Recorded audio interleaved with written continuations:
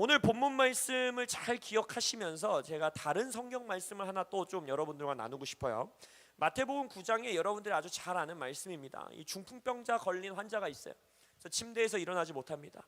그래서 내 친구가 예수님이 그때 자신들의 동네에 왔다라는 이야기를 듣고 그 침대를 이제 내 귀퉁이로 묶어가지고 예수님이 말하자면 이제 집회하고 계시는 이 모임하고 계시는 그 기와장을 다 뜯어요.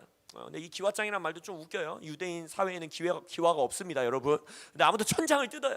그래서 천장을 뜯고 침대를 예수님 앞에 내려요. 그래서 우리가 잘 알죠. 예수님께서 친구들의 믿음을 보고 그 내 친구들의 믿음을 보고 그를 고치십니다. 근데 그를 고치실 때 예수님께서 뭐라고 선포하시냐면 네가 죄 사함을 받았다. 너의 죄가 사하여졌다라고 선포해요. 그러니까 거기에 있는 바리새인들이 아니 인간인 쥐가 어떻게 죄를 사할 수 있냐? 죄를 사하는 건 하나님만 하실 수 있는 거지. 어떻게 인간이 죄를 사한다라는 고백을 할 수가 있냐? 그러니까 예수님이 뭐라고 하냐면 너의 죄가 사함을 받았다라는 말이나 자리에서 일어나 걸어라 하는 말이 뭐가 더 쉽겠느냐? 이 말 헷갈려 하시는 분들이 있어요. 여러분 뭐가 더 쉬운 것 같으세요? 예수님 지금 뭐 말하는 것 같으세요? 제가 임지훈 목사님한테 지훈아 너의 죄가 다 사하여졌다 라고 말하는 거랑 지훈 목사 그 자리에서 일어나 걸을지어다 라고 말하는 거 뭐가 더 쉬운 것 같으세요? 일어나 걸으라 하는 게 쉬운 것 같죠? 왜 쉬운 것 같으세요? 왜 쉽다고 생각하세요? 지금 예수님의 말로 보면 일어나 걸으라 하는 게 더 쉬우니까 나는 더 어려운 말인 너의 죄가 사하여졌다라는 걸 말한 거야 라고 말하는 거잖아요. 근데 왜 그게 더 쉬워요?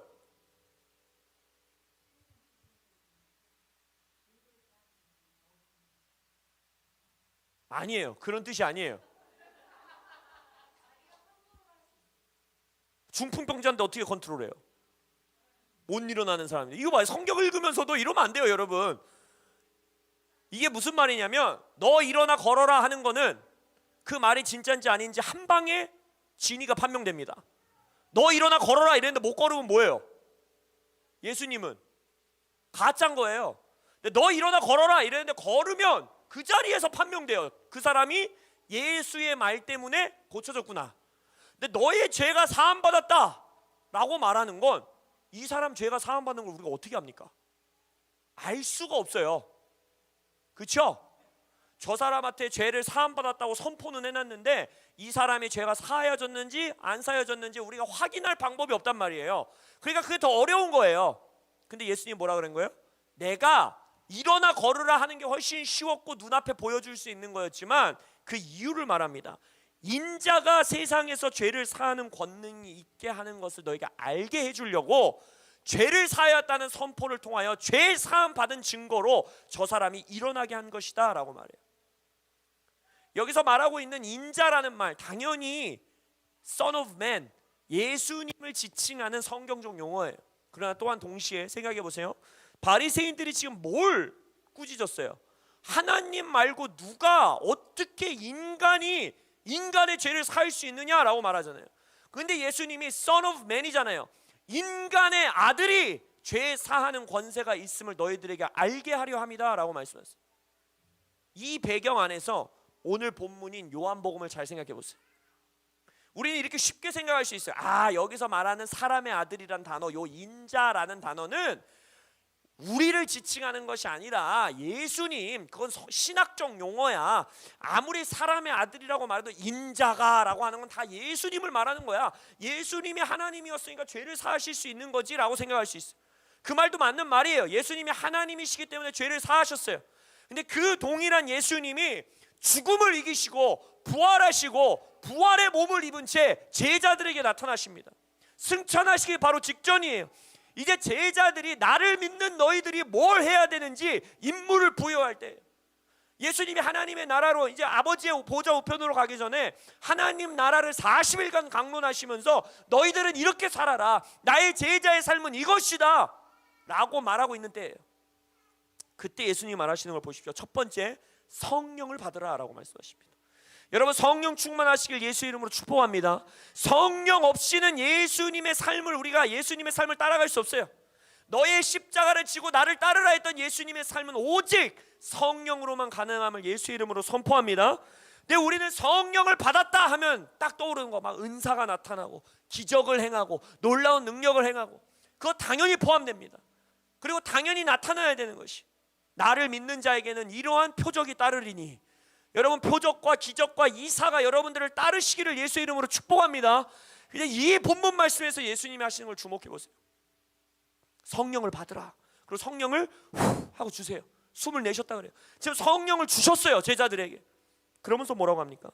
너희가 누구의 죄든지 그걸 사하여 주면 그 죄는 사하여질 것이요 너희가 그 죄를 그대로 두면 그대로 있으리라 라고 말하고 있어요. 우리가 지난주 우리가 또 베드로전서의 말씀도 또 보겠지만 무엇보다 뜨겁게 서로 사랑하라. 그러고 형제의 사랑에 허다한 죄를 덮어줘라 라고 말했어요. 물론 우리가 여기서 죄를 사하여 준다는 것이 무슨 말일까? 우리가 하나님도 아닌데 뭐 고해성사를 서로에게 해야 된다는 건가? 여기서 이 뜻은 무슨 말일까? 우리가 지난주 임지훈 목사님의 말씀을 통해서도 봤지만 여러분 우리가 허다한 죄를 덮어준다는 거 남의 죄를 사하여 준다는 것은 그 죄를 묵인하거나 그 말 그대로 그 죄를 덮어서 아무도 안 보이게 하고 숨겨놓자 이걸 말하는 게 아니에요. 그 죄를 묵인하는 게 아니에요. 죄를 사하여 주는 것의 반대말로 지금 예수님이 뭘 말하는지 보세요. 그 죄를 그대로 두면 그 죄가 그 사람에게 그대로 있으리라 라고 말하고 있어요. 결국 뭐예요? 그 죄를 없이 하는 길로 나의 형제를 데려가는 것이 죄를 사하여 주는 거예요. 결국 그것이 뭡니까? 그 사람이 그 죄를 해결할 수 있도록 그 사람이 그 죄를 회개할 수 있도록 오직 그 죄를 해결할 수 있는 인자 예수님 앞으로 그 사람이 갈 수 있도록 그 형제를 위해 함께 중보하고 함께 씨름하고 뜨거운 사랑으로 그 사람을 예수님 앞으로 데려가 주는 것이 그의 죄를 사하여 주는 능력이에요. 그리고 이게 성령 충만한 자의 증거예요. 여러분 진정으로 성령 충만한 자는요 남의 죄를 보고 그걸 정죄하지 않습니다. 그리고 남의 죄를 보면서 자위하지 않아요. 난 그래도 저거보단 낫지. 그건 성령 충만하지 못한 거예요. 진정으로 성령 충만한 자는 누구보다 형제를 뜨겁게 사랑합니다. 그리고 뜨겁게 형제를 사랑하는 자는 그 자의 죄를 그냥 두지 않습니다. 저 사람은 심판받아야 돼. 야, 쟤 어떻게 저럴 수가 있냐. 나는 그래도 쟤보다 낫다 라고 그 사람은 손가락질하고 정죄하는 것이 아니라 그 사람의 죄를 그대로 두는 것이 아니라 그 사람의 죄가 사하여질 수 있도록 그 사람의 죄의 문제가 해결될 수 있도록 예수님에게로 그 사람을 데리고 가는 거예요. 근데 뭘로? 정죄하는 손가락으로 절대 그 사람이 예수님에게로 나가지 못합니다. 내가 그 사람의 죄를 꼬집으면서 너 이 죄 지었잖아, 이 죄 나쁜 거잖아, 너 이거 지으면 안 되는 거잖아 라고 말한다고 해서 절대 그 사람이 예수님 앞으로 나아가지 못해요. 그 사람을 예수님 앞으로 나아가게 할 수 있는 유일한 길은 성령 충만한 자가 그 사람을 뜨겁게 사랑하는 겁니다. 사랑만이 그 사람을 회개의 자리로 데려갈 수 있어요. 이 시대에 아니 전 시대에 우리의 앞선 시대의 성령 운동의 하나의 폐해는 성령 운동이 너무 개인에게 집중되어 있었다는 거예요. 내가 성령 받으면 어떤 은사가 나타나냐, 내가 성령 받으면 나는 사도냐 선지자냐, 내가 성령 받으면 어떤 은사가 있냐, 내가 성령 받았으니까 나에게 능력이 나타난다. 그러나 예수님이 우리에게 성령을 받으라라고 제자들에게 처음 말하신, 그리고 숨을 후 하고 부르신 그 자리에서 성령 충만의 가장 첫 역사로 뭐라고 하십니까? 형제의 죄를 가만히 두지 아니하고 형제를 회복하는 자, 그 자가 성령이 충만하다라는 거예요. 그리고 성령이 처음 교회에게 임하셨던 그 모습을 보십시오. 이제 곧 우리 성령 강림주일 이제 우리가 기뻐하며 축제하는 날이 곧 다가오고 있는데, 성령 오순절날 성령이 언제 임했습니까? 혼자 막 능력 받으려고 우리 막 소나무 나무 뿌리 뽑아야 된다고 막 산에 가갖고 혼자 막 나무 붙들고 기도하고 이런 곳에 성령이 임하지 않았어요. 성령이 어디에 임했어요? 120 성도가 예수님의 말씀에 순종하여서 한 마음 한 뜻으로 한 곳에 모여 있는 곳에 성령이 임했다라는 거예요. 그리고 성령이 임하자 그들의 특징이 뭡니까? 예, 맞아요. 능력이 나타났어요. 맞아요. 불이 떨어졌어요. 방언이 터졌어요. 놀라운 기적들이 있었어요. 그러나 그 중에 가장 중요한 특징 중에 하나가 무엇이냐?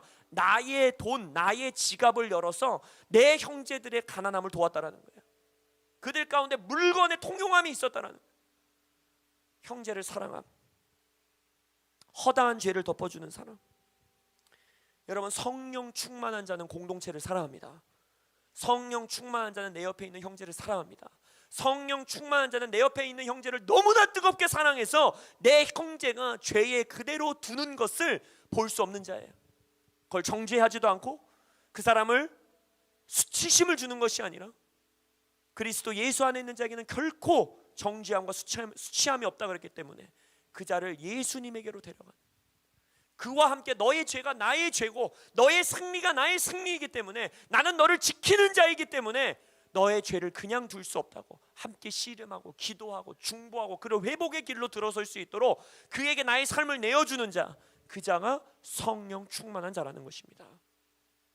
여러분의 교회가 성령 충만한 교회 되시길 예수님의 이름으로 축복합니다.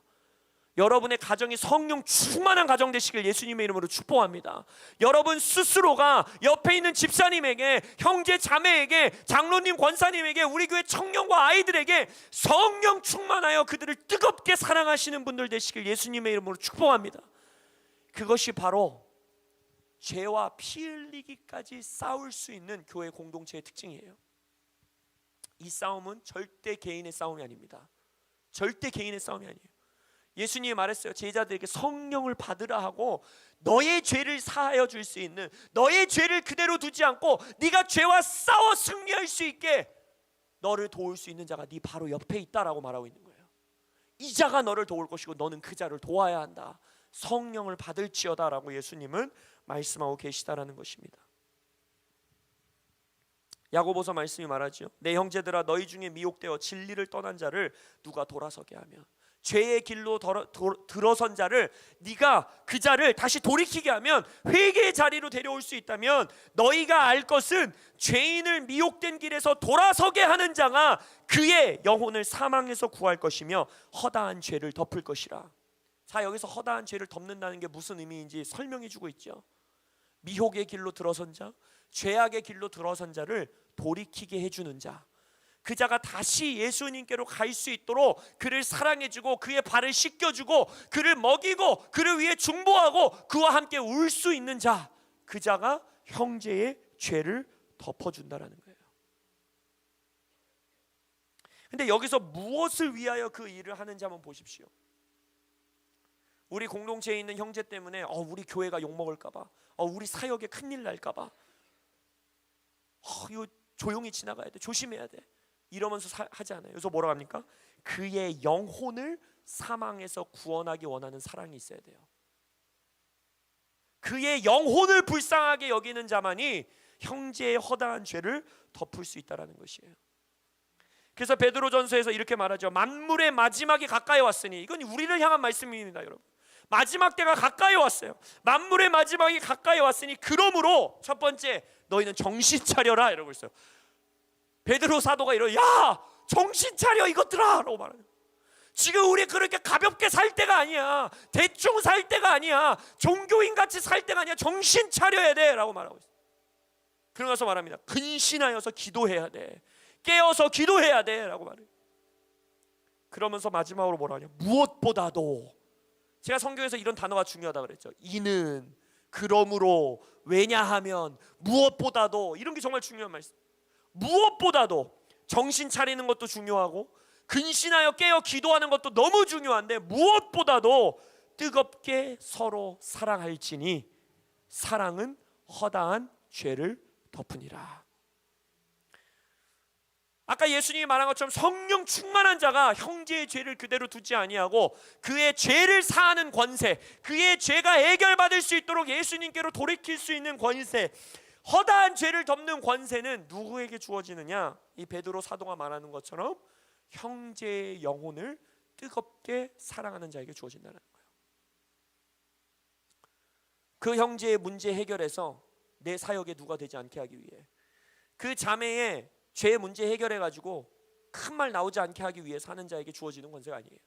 이 권세는 그 형제 자매의 영혼을 누구보다 뜨겁게 사랑하는 자에게만 예수님이 허락하시는 성령 충만한 권세라는 것입니다. 여러분, 우리가 이 한시적인 땅, 이 땅에서 이 육신을 가지고 80년, 100년, 영혼의 관점에서는 아주 짧은 이 한시적인 삶을 살면서 반드시 하나님께 받아야 하는 것이 뭐예요? 구원 아닙니까? 구원? 구원이 뭡니까? 영생 아닙니까? 영원한 생명을 사는 거, 영생, 이것을 위해서 사는 거잖아요. 우리는 맞으십니까? 여러분 영생을 위해 사세요? Eternal life라고 하는 영원한 생명을 위해 살고 계십니까? 시편 133편에서 이렇게 말해요. 여호와께서 거기서 복을 명하셨으니 영생이라 라고 말해요.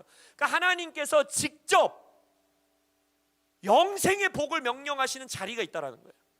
하나님이 스스로 영생을 받을지어다 라고 말하면 그 구원의 복, 영생의 복을 명령하시는 아주 특별한 자리가 있다라는 거예요. 그 거기서, 여기서 말하고 있는 거기서, 거기에 있고 싶지 않으세요? 거기에 계시고 싶으십니까? 하나님이 영생의 복을 명령하시는 그 자리에 함께하고 싶으세요? 그 자리가 어딘지 시편 133편 우리가 너무나 잘 알죠. 형제가 연합하여 동거함이 어찌 그리 선하고 아름다운 거. 영생으로 서로를 이끌어주는 형제의 사랑이 있어야 돼요. 영생으로 서로를 이끌어주는 형제의 연합이 있어야 돼요. 예수님은 그 사람들 가운데 있습니다. 예수님의 이름이 뭡니까? 임마누엘 아닙니까? 정확한 교리를 아는 곳에 예수님이 있는 게 아니에요. 여러분의 신학이 누구보다 앞서가는 곳에 예수님이 있는 게 아니에요. 여러분의 사역이 누구보다 잘 진행되고 있는 곳에 예수님이 있는 것이 아니라 예수님은 임마누엘, 하나님이 그의 백성과 함께 하신다. 사람들과 함께 하신단 말입니다. 나의 형제에게 예수님이 계시단 말입니다. 그리고 그 자리에 함께 연합하여 사랑하며 있는 자, 그곳에 예수님의 영원한 생명을 하나님이 선포하신다는 거예요. 인간의 세상에 죄가 들어온 이후에 아담과 하와 사건 이후 성경에서 가장 먼저 기록하고 있는 인류의 역사가 뭔지 아십니까? 형제가 형제를 살해하는 거예요. 인간의 죄의 가장 첫 열매가 뭐였냐면 형제가 형제를 살인하는 데 있었습니다. 그 살인한 이유가 또 뭐였습니까? 저자는 하나님께 옳은 자고 나는 하나님께 올바르지 않은 자였기 때문에 올바른 형제를 죽여버려요. 그러면서 이 하나님이 묻지요. 너의 형제가 어딨냐? 그랬을 때 가인이 뭐라고 말합니까? 내가 내 형제를 지키는 자입니까? 라고 따져 물어요. 내가 뭐 졸졸 따라다니면서 내 아우를 지켜야 됩니까? 내가 내 아우를 지키는 자입니까? 라고 따져 물은다는 거예요. 하나님께서 이 마지막 때에 이 교회 가운데 그 인류의 죄악을 회복시키실 거예요. 우리는 하나님을 향해 이렇게 고백할 겁니다. 하나님, 우리는 우리의 형제를 지키는 자입니다. 우리 성령 충만한 우리들은 형제의 죄를 사하여 주는 자입니다. 우리 성령 충만한 교회는 형제를 뜨겁게 사랑하며 그들의 허다한 죄를 덮어주는 자입니다. 라고 고백할 수 있는 여러분들과 더콜과 또 우리나라의 다음 세대 되기를 예수님의 이름으로 축복합니다. 제가 이번 한 주 이 말씀을 준비한 이유가 있어요. 지난주에 임지우 목사님의 말씀을 들으며 말씀 묵상한 이유도 있지만 많은 분들이 이미 알다시피 열방의 아주 중요했고 큰 리더였던 기도운동의 리더였던 자가 죄의 스캔들로 무너지는 것을 우리가 보았고 또 이번 한 주 한국에서도 정말 마음 아프고 슬픈 그러한 리더들의 우리 교회 형제들의 무너짐을 보았습니다. 저는요 그걸 보면서 제일 마음 아팠던 게 그 형제가 무너지는 것을 보면서도 마음이 아팠지만 제일 마음이 아팠던 게 뭔지 아십니까? 그 사건이 발표되고 나서 정말 단 2시간도 지나지 않아서 우죽순으로 유튜브 영상들이 올라오는 거예요. 근데 그 영상들의 모든 논조는 뭔지 아세요? 내가 쟤 저럴 줄 알았다. 예전부터 쎄했다. 저 사람 이상하다고 내가 예전부터 말하지 않았냐. 이런 영상들이 우죽순으로 올라온다는 거예요. 그게 제일 나쁜 태도예요. 만약 그 말이 사실이라면 정말 그 형제가 이상하다고 생각했다면 형제를 사랑하는 마음으로 마태복음 18장의 말씀과 같이 그 형제에게 갔어야 돼요. 그리고 말해줬어야 돼요. 아니면 그 형제 가까워 있는 자들에게 말해줬어야 돼요.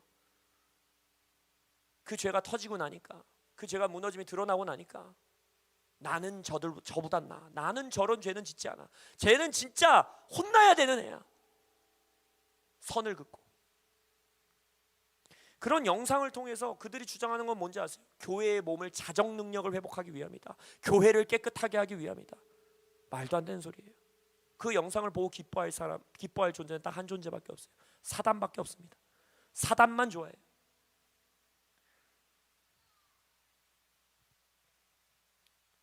우리는 이러한 사건이 나타났을 때 가장 먼저 우리가 가져야 되는 태도가 무엇인지 아세요? 성경에 답이 다 있어요, 여러분. 갈라디아서 6장 1절에서 이렇게 말합니다. 형제들아, 사람이 만일 무슨 범죄한 일이 드러나거든 말해주고 있단 말이에요, 성경에서. 그 영상을 올리는 사람들도 전부 성경 구절을 대면서 그런 말들을 하십니다. 이 구절을 봐라, 얘는 심판받아야 된다. 이 구절을 봐라, 쟤는 원래 그랬던 애다. 근데 성경에서 말하고 있잖아요. 형제들아, 사람이 만일 무슨 범죄한 일이 드러나거든 이라고 정확하게 말해주고 있단 말이에요. 신령한 너희는, 그분들은 신령하지 않은 것인가? 성령 충만하지 않은 걸 수도 있어요. 전 그렇게 생각해요. 성령 충만한 자는 서로의 죄를 사하여 준다고 했기 때문입니다. 신령한 너희는 온유한 심령으로 그러한 자를 바로잡고 너 자신을 살펴보아 너도 시험을 받을까 두려워하라. 너희가 짐을 서로 지라. 그리하여 그리스도의 법을 성취하라. 만일 누가 아무것도 되지 못하고 된 줄로 생각하면 스스로 속임이라. 각자 자기의 일을 살피라. 그리하면 자랑할 것이 자기에게는 있어도 남에게는 있지 아니하리니 각각 자기의 짐을 질 것이니라. 이게 우리가 가질 태도예요. 첫 번째, 무슨 범죄한 일이 드러난 형제가 내 옆에 있다면, 그게 그리고 나의 형제라면, 내가 아는 사람이라면, 나와 가까운 자고 나와 사랑을 나누는 자라면, 첫 번째, 그러한 자를 바로잡는 것이 우리의 첫 번째 일이에요. 아까 말씀드렸죠. 이 바로잡는 건 그 사람의 죄를 정죄한다고 잡아지는 게 아니에요. 그 사람의 죄를 사할 수 있는 유일한 길은 그 사람을 뜨겁게 사랑함으로써 그의 죄를 사하여 주는 거예요. 그의 죄가 해결될 수 있도록 예수님에게로 데려가는 거예요. 근데 만약 나와 가까운 자가 아니에요, 나와 관련이 있는 자가 아니에요, 그러나 내가 그걸 알게 됐어요. 그랬을 때 우리에게 말하는 건 이것입니다. 너 자신을 살펴봐와 너도 시험을 당할까 두려워해야 된다. 하나님을 두려워해야 된다는 거예요. 둘째로는 너희가 짐을 서로 지라. 그리하여 그리스도의 법을 성취하라. 내 옆에 있는 자와 함께 짐을 지어서 하나님의 법을 성취해야 된다는 것입니다. 여러분, 하나님의 법은 절대 나 혼자 지킬 수 있는 게 아닙니다. 그게 핵심이에요. 하나님의 법은 나 혼자 성취할 수 없는 게 핵심이에요. 그렇기 때문에 예수님이 공동체, 교회를 부르신 이후에 서로 연결되어 함께 지어져가는 공동체에게 뭐라고 합니까? 함께 짐을 짐으로써 하나님의 법을 성취하라는 거예요. 그리고 그 다음은 뭡니까? 세 번째, 각자 자기의 일을 살피라는 거예요. 그리고 각각 자기의 짐을 질 것이라. 이 말씀을 살아내는 우리들 되기를 예수 이름으로 축복합니다. 이번 한 주, 아니 여러분, 이번 한 주가 아니에요.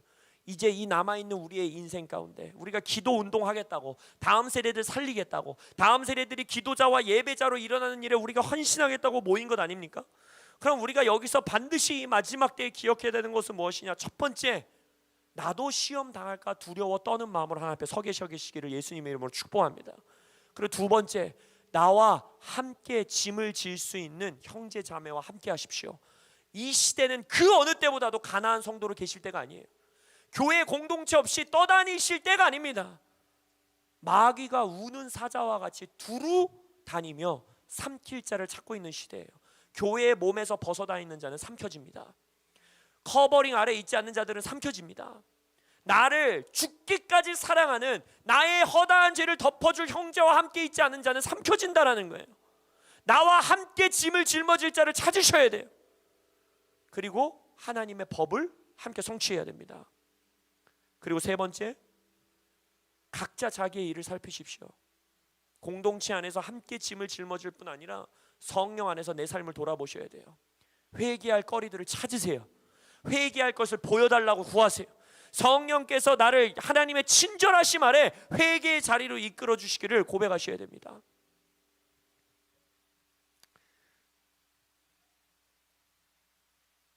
여러분의 허다한 죄를 덮어줄 형제가 여러분의 삶에 있습니까? 마지막 때에 얄팍한 신앙생활로 사시면 안 돼요. 교회 생활 정도로 사시면 안 됩니다.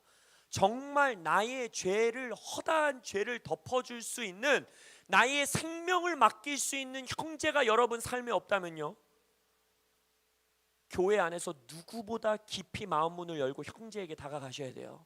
그런 형제를 찾으셔야 돼요. 그리고 두 번째, 그런 형제가 되어 주셔야 합니다. 여러분을 지키는 자가 누굽니까?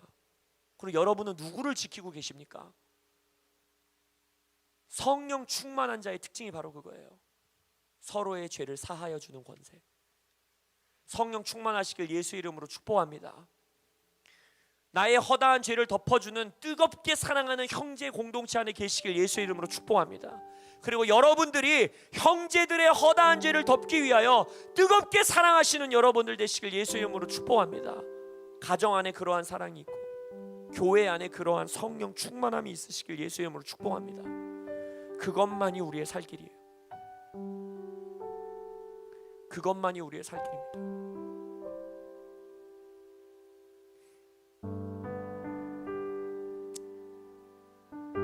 기도하기 원합니다.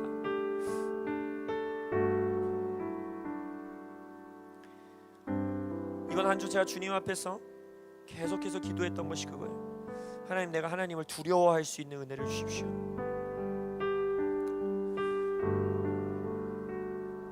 이건 저절로 생겨나는 게 아닙니다. 죄가 들어온 이후로 우리는 우리의 죄가 드러나는 그 수치감을 두려워하지 하나님을 두려워하지 않아요.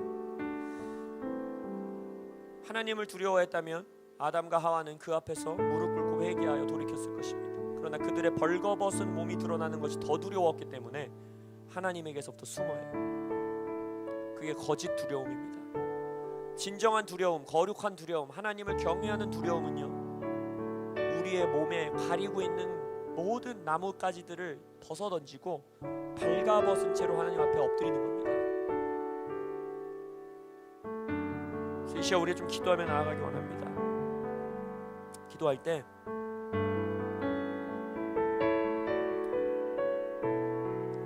첫 번째 이렇게 기도했으면 좋겠어요.